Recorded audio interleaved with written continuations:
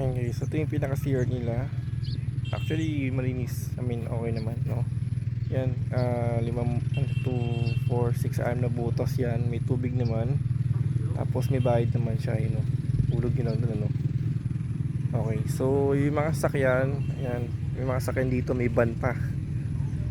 Ah, so kaya lang ano dito syempre, pag nagsasakyan kayo, kung maganda yung ground clearance, much better. Mas mataas, mas okay. Pero kung mga van, SUV, ayan, may expander pa, oh. So bahala na kayo kung gusto nyo isampa dito, no? Ayan. So ewan ko lang kung bakit ayusin yung daan dito, no? Sayang kasi mas pabor sa ating mga motorista kung mas maayos yung daan papunta dito, mas accessible siya, and then hindi siya maalikabok, you know?